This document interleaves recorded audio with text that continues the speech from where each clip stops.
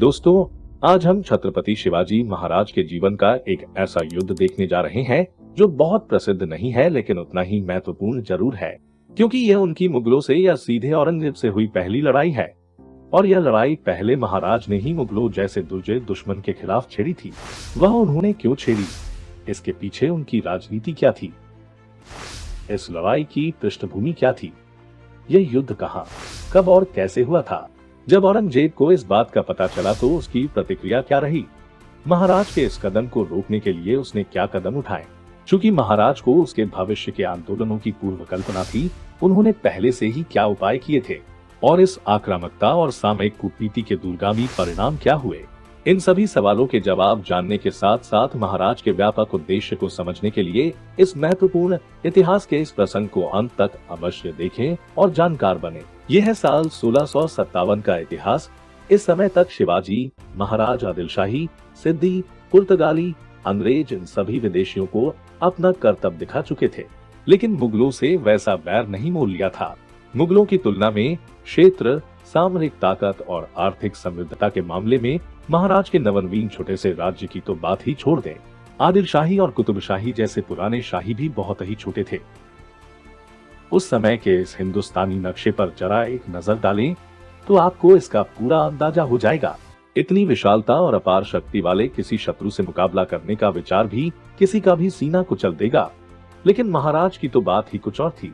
इस राजा ने कुछ क्षेत्र मेरे नियंत्रण में रहे और मैं उसका राजा कहलाऊं, ऐसी संकीर्ण मानसिकता के साथ यह कार्य हाथ में नहीं लिया था, बल्कि उन्होंने पूरे हिंदुस्तान को विदेशी राज्यों से स्वतंत्र करते हुए यहाँ एक हिंदवी स्वराज्य की स्थापना करने का संकल्प किया था।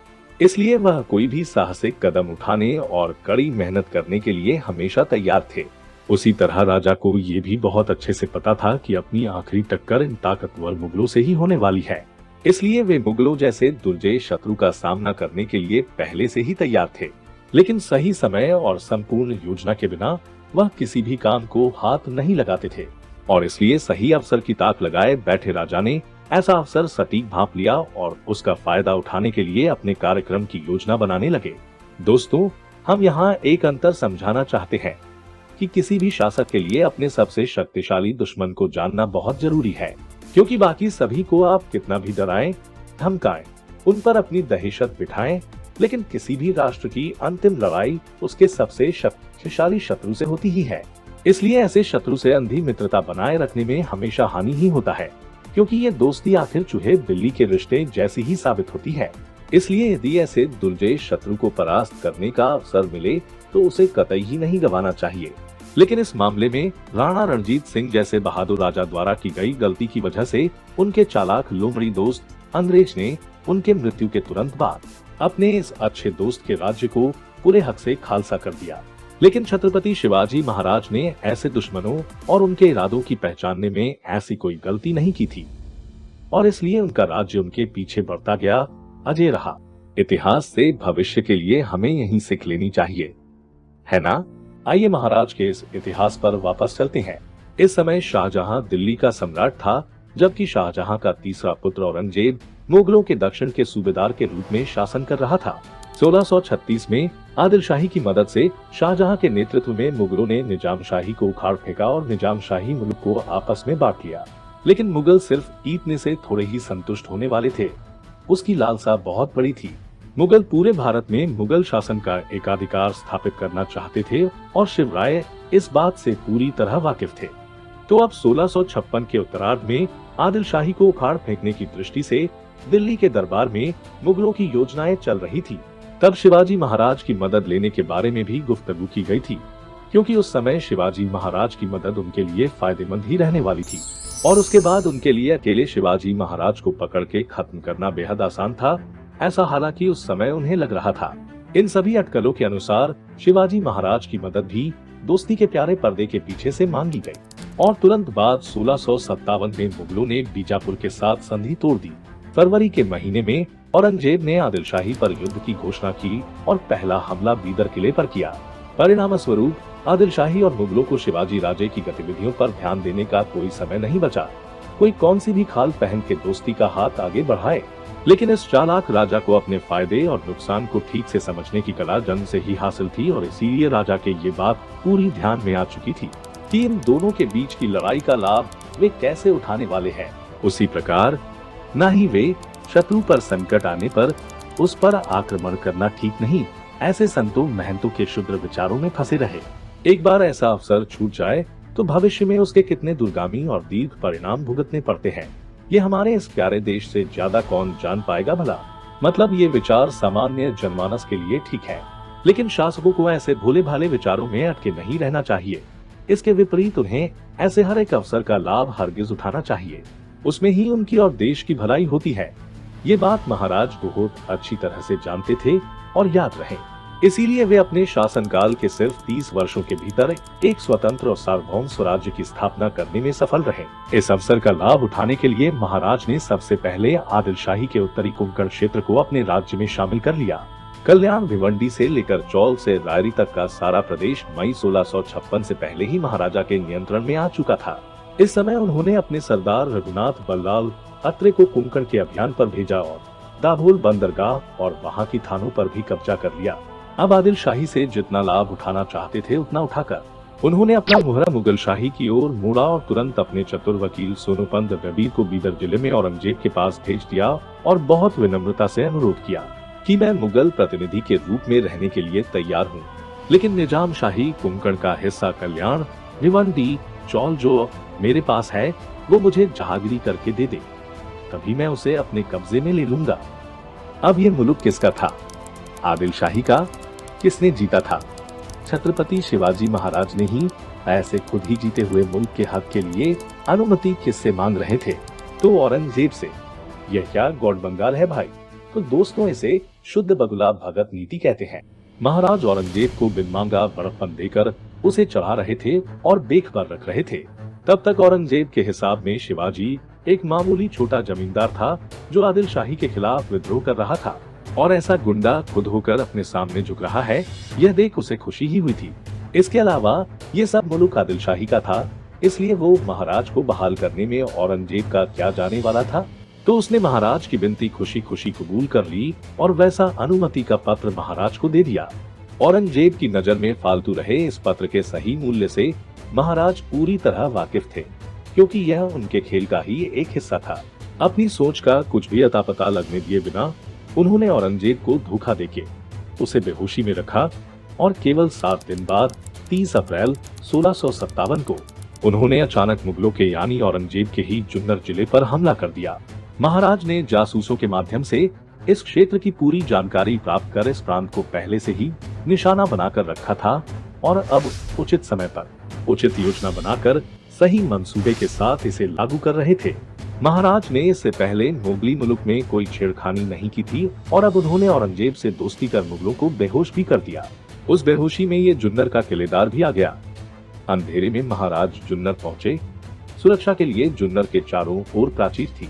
मावलों ने रस्सी की सीढ़ी से प्राचीर में प्रवेश किया। उन्होंने पहरेदारों को मार गिराया और जुन्नर को पूरी तरह से लूट लिया। इस लूट को महाराज 46 किलोमीटर की दूरी पर स्वराज्य में स्थित चाकन किले पर ले आए। केवल इतना ही नहीं, उसी समय उन्होंने अपने 2 और सेनापतियों मानाजी भोसले और काशीपंत को श्रीगोंदे और नगर इन मोगली थानों को भी लूटने के लिए भेजा था। मानाजी ने श्रीगोंदे में लूटपाट की और नगर पर प्रहार किया, लेकिन मुगल सरदार मुस्तफा खान ने मानाजी को नगर में तगड़ा मुकाबला दिया, इसलिए वह पीछे हट गए और श्रीगोंदे की घेराबंदी में शामिल हो गया। मुस्तफा खान मराठों से डरकर शहर की सारी संपत्ति को सुरक्षा के लिए शहर के किले में ले गया और श्रीगोंदे आ गया। मुस्तफा खान के आते ही मराठे घेराबंदी छोड़कर वहां से फरार हो गए। मुगल सेना को जुन्नर के पास जमा होते देख 4 जून 1657 को महाराजा ने खुद नगर पर हमला कर दिया। नौसिर खान अपनी सेना सहित यहाँ मौजूद था, इसलिए नौसिर खान और महाराज के बीच लड़ाई शुरू हुई। लड़ाई में मुगलों का ही पलड़ा भारी था और चूंकि इस अभियान का मुख्य उद्देश्य मुल्क को प्राप्त करना नहीं बल्कि धन संचय करना था, इसलिए महाराज वहां से पीछे हट गए।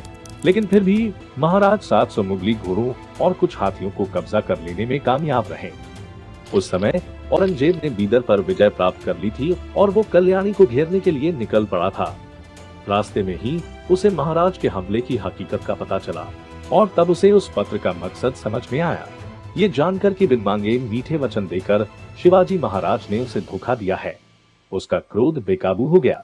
औरंगजेब जो बीजापुर को निगलने ही वाला था, महाराज ने उस पर अचानक हमला कर पहली मुठभेड़ में ही उसे इस तरह से निचोड़ के रख दिया कि वो गुस्से से पागल हो गया।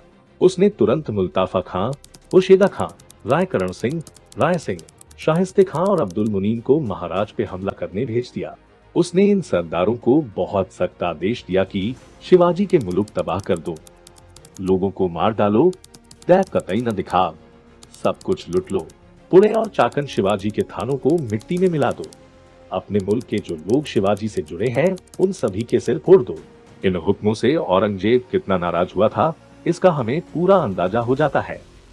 अब इस किए कराए उद्योग को रफा दफा करने के लिए महाराज का अगला खेल देखो। औरंगजेब को ठंडा करने के लिए, मुगल मोर्चे में शांति बनाए रखने के लिए और प्राप्त लूट को पचाने के लिए महाराज ने तुरंत अपने चतुर वकील रघुनाथ पंत कोर्डे को औरंगजेब के पास माफी का पत्र देकर भेजा। लेकिन लूटे गए धन की वापसी के बारे में उस पत्र में एक भी शब्द नहीं लिखा।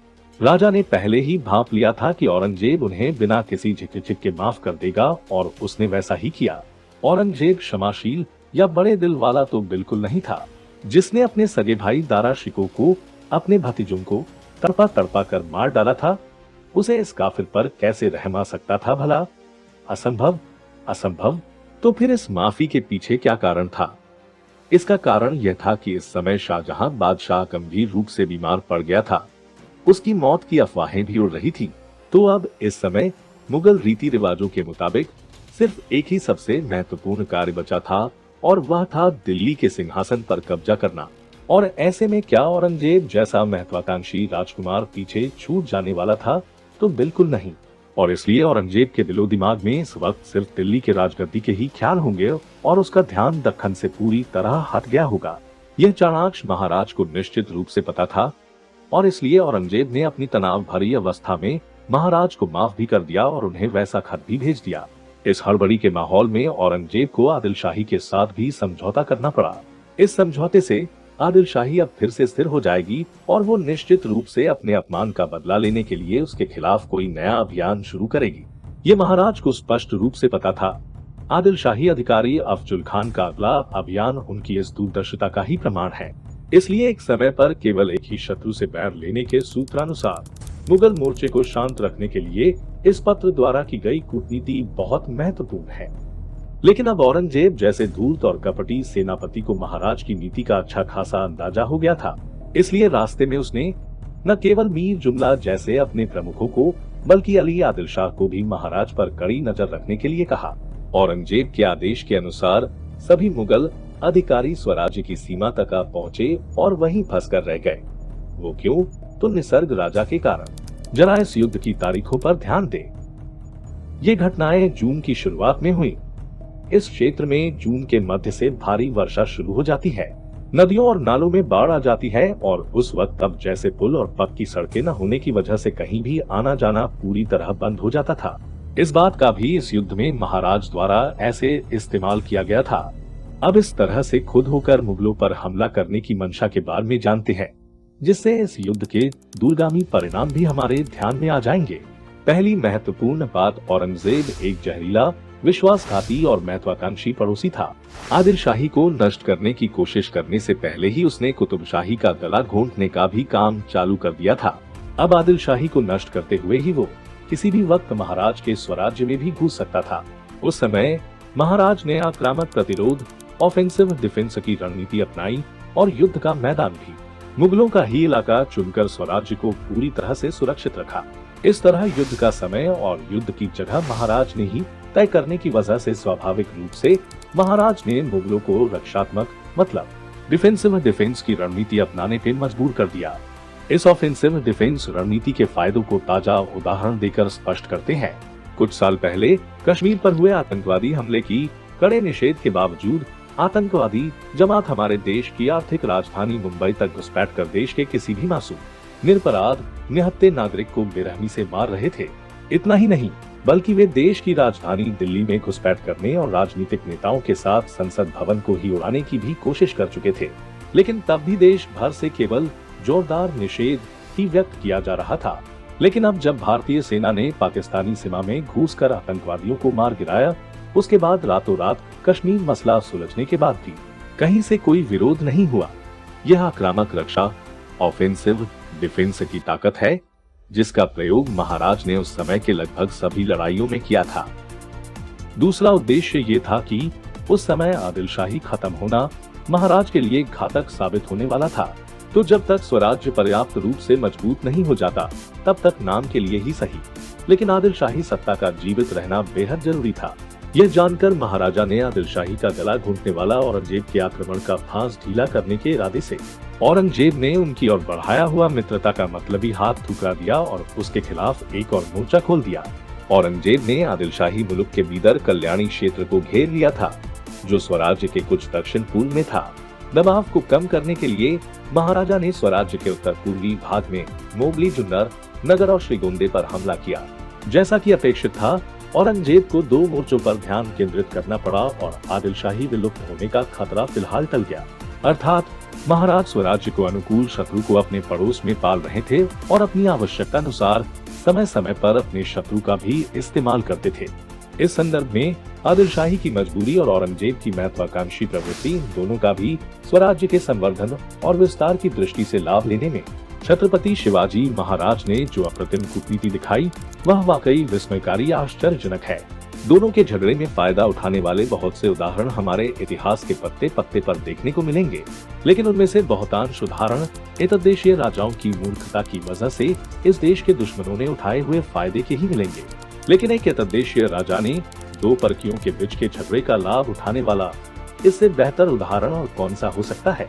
साथियों, ऐसे ही कूटनीतिक खेल खेलते हुए महाराज ने सभी प्रलयकारी तूफानों से अपने स्वराज्य का जहाज बचते बचाते किनारे पर सुरक्षित पहुंचाया था। ऐसा चकित करने वाला राजनीतिक पैंतरेबाजी भरा इतिहास इतनी गहराई से आपके सामने पेश करके हमने अपने हिस्से की जिम्मेदारी निभाने की कोशिश की है। अगर आपको हमारा ये प्रयास पसंद आया हो तो इस चैनल को सब्सक्राइब करना न भूलें, ताकि हमें इस तरह की और जानकारीपूर्ण वीडियो बनाने की प्रेरणा मिलती रहे। धन्यवाद। वंदे मातरम।